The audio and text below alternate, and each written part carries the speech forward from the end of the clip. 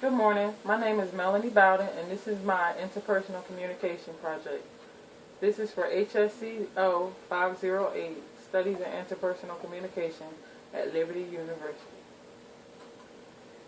Introduction. I will describe what is interpersonal communication.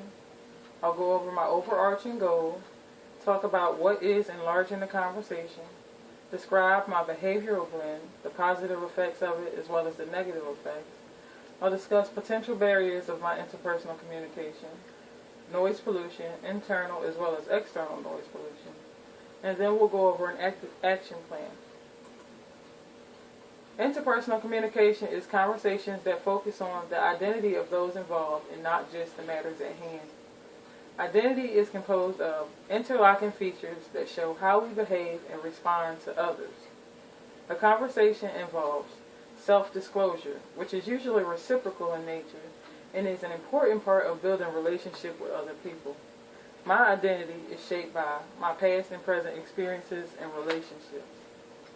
Next slide. The overarching goal for my life is to provide a quality service of helping those who are in need. In order to do this, I must be able to listen at a level 1 and to communicate effectively. Listening at a level 1 is listening empathetically. It gives others a chance to share their problems. It helps clear the air in situations, and it opens the door to understanding and caring relationships. The talker-listener card is what puts the word commune back in communication. To communicate effectively, we need to take turns. Sometimes we're the talker and sometimes we're the listener. The talker is the person that is most bothered, and they're the person that owns the problem. The goals of the talker are to share my problems, to share my thoughts. Listener, I do not own the problem. To provide safety, to understand, and to clarify are the goals of the listener. Next slide. Enlarging the conversation. Clear and concise communication enlarge the conversation. For clear and concise communication, you need effective listening, grounded identity, because identity is part of communication.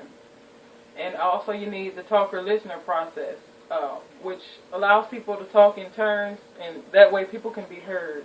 The talker owns the problem, and the listener does not own the problem, and that way they can share their feelings and their goals and speak in terms. Next slide. Personality type. This is expected of me. Type S, passive and people-oriented.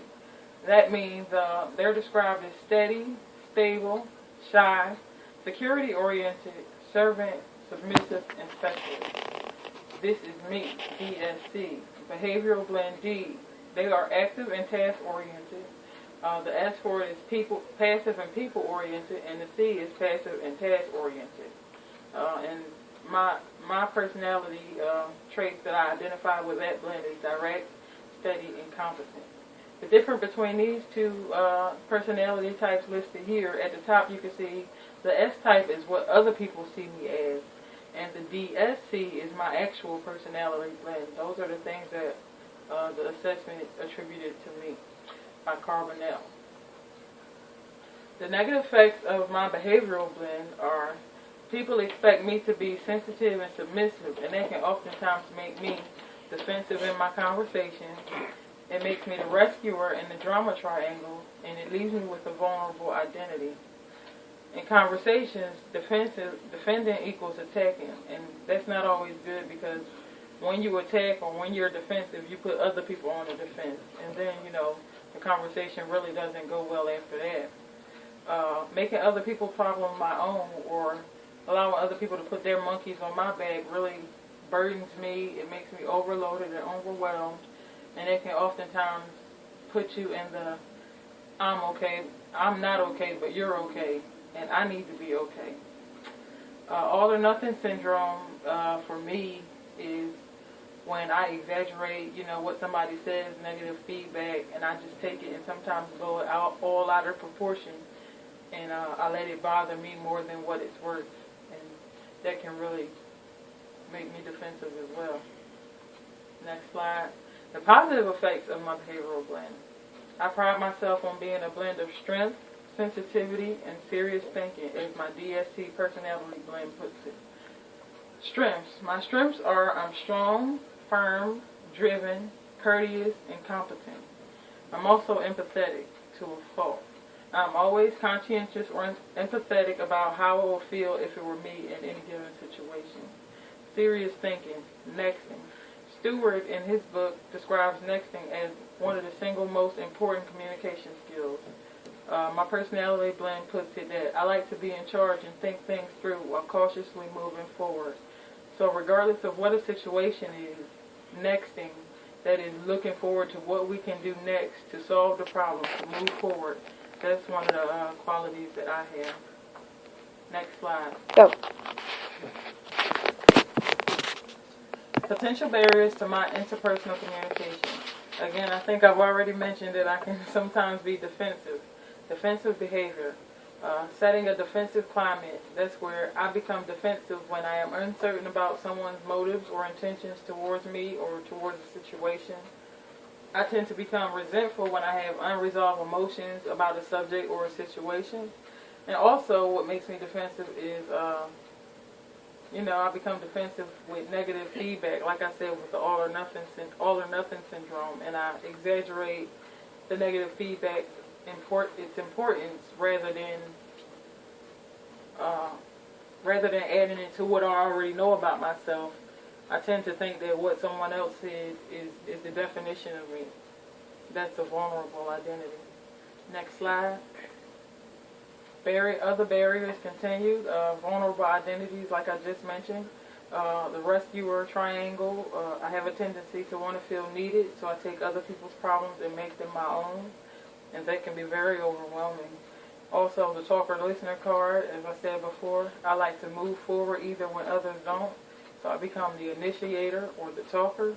And like we saw on the talker-listener card before, when you're the talker, you own the problem. And that makes other people's problems my own as well. Next slide. Noise pollution. We'll start with internal noise pollution. Internal noise pollution are the things going on within us that prevent us from level 1 listening. I know sometimes these things are true of me. Listening to the content of what is said more than the feeling behind it. Listening to points of interest to make a rebuttal, but not hearing and feeling all of what is said. Sometimes my mind wanders to more important things. And sometimes I just don't hear what is actually being said because I'm thinking of what perception, or rather I'm thinking of what I think this person is going to say, and then I don't hear what they actually say. Next slide. Hit it. External noise pollution. External noise pollution, let's see. When noise interferes with communication, there can be significant social consequences. Sometimes there's loud noises in the area. Sometimes we have electronic interruptions. This happens often. Cell phones ringing, tablets. If you're in the office, your office phone is ringing. An open floor plan style of office, or an example of that is a cubicle. You don't have privacy to have good conversations and communication. Sometimes other people's phones or conversations is interfering with the communication in your conversation where, somebody can't hear what you're saying. And also poor acoustics. Next slide. My 4-step action plan. This will help me to be a better communicator so that I can get to my overarching goal of servicing others. Finally, we have my 4-step action plan.